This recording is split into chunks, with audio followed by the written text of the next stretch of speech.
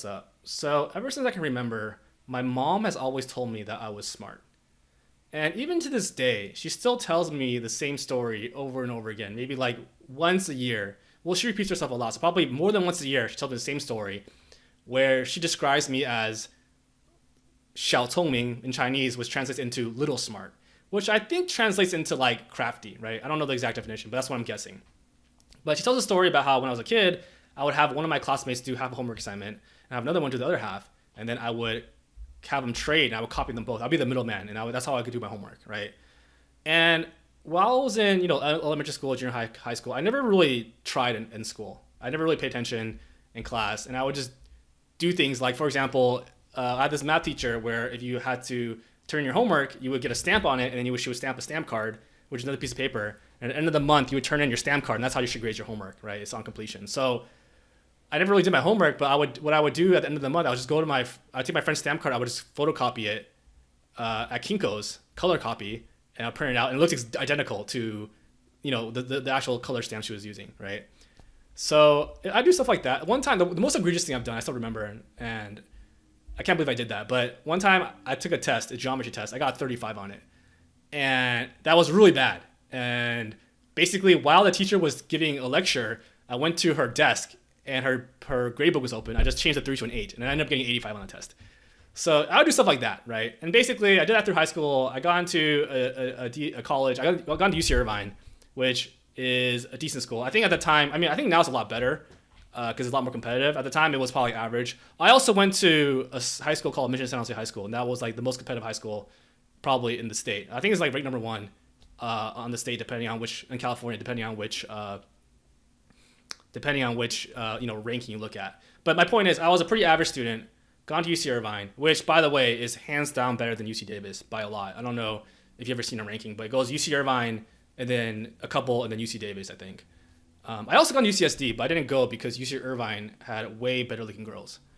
And I met my wife at UC Irvine, so it was a good idea. It was a good decision. But anyways, back to the point of the story, which is, so I went to high school, went to college. In college, I actually realized it wasn't that competitive because high school is people say a lot more in high school. But college, I kind of just, I did well in college just because it was kind of easy. And then got a job. And then while I was at my job, I kind of was very good at certain things, which is basically letting your coworkers and your boss know what you're working on and taking credit for stuff that you're working on. And I was able to kind of navigate work. So I had less work and I was able to get by real easily. So I got promoted a lot and then I ended up getting another job. And I ended up starting my own company. And then when I started my own company, I realized, holy shit, all the skills I've developed are pretty much useless and I don't know what the fuck I'm doing, right?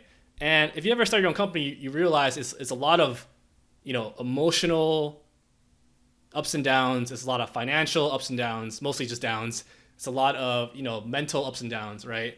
So over this time, I realized I never developed a work ethic.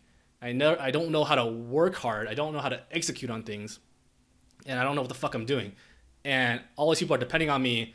And I went through a depression, right? It's just I just felt like I didn't know what I was doing and just felt really bad with myself. And I would think things like, oh my God, I'll be blaming my mom. I'd be like, oh yeah, I wish my mom never told me I was smart, so I would have developed hardworking skills when I was younger, et cetera, et cetera. And I've never said that out loud, but that's how I would think in my head. And I just have all these excuses. And recently, a few months ago, I started to really understand how important what the story you tell yourself is, right? The thoughts you're thinking in your head every day, what you're telling yourself. And I've been telling myself in my entire life that I'm not hardworking. I kind of just game the system. And I realized a lot of things that, everything I just told you is true, but I'm pretty much picking out certain aspects of what I've done to tell the story, right? Which, to support my thesis, which I could probably pick out other things I've done to support a different thesis. But for some reason, I'm just picking this story. And I started to realize, there's actually things I can tell that I actually have achieved some level of whatever, and I actually did do those things, which is pointless for me to say right now, but I could make that argument in my head. And then I realized this story I'm telling myself is not true. It's not benefiting me at all. And then I also realized stuff that I have achieved, I always, for some reason, downplay it.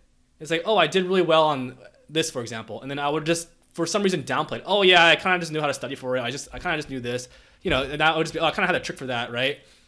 And then I I always felt like I was a very confident person, but for some reason in this aspect, I'm realizing I'm actually lacking in confidence in this area for some reason.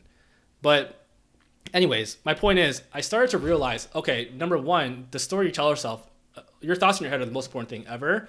And the story I'm telling myself for my entire life is wrong. And now I've been slowly working on telling myself a different story, telling myself I am hardworking. I do have self-discipline. I can achieve what I want to achieve. I can execute. And it's not like an overnight thing where all of a sudden I believe I'm lazy, and then now all of a sudden I believe I'm like, the best worker in the world. But there's like a transition that I'm starting to realize is happening. So this story I just told you is the last time I'm going to tell that story, is the last time I'm going to think it. And I'm going to actively try to move my impression of myself into the opposite direction, right? And it's a constant kind of practice, kind of like working out, a constant practice that I'm doing every day. And I can tell you it's actually working, and it's actually changing how I see myself. It's changing how I see the future of my company as well. And it's actually making me a lot happier. So I think that just goes to show, like, hey, whatever you think about yourself is true. So you need to change how you think, and how you can change how you think actually can just be done by just a little bit of practice. So I've talked about this in the videos in the past. It's this thing I'm doing called Mind Powers. I'll share a link how to do it. It's completely free. I'm not selling you anything. It's free. I have all the audio and practice to download it. If you want to just leave a comment, I'll share it with you. Otherwise, yeah, man, like, just I can't express enough how important the thoughts in your head are. So for me, I think it's life changing. I'm still a work in progress, but I'm documenting progress as I go. I hope you find this video helpful. Thanks.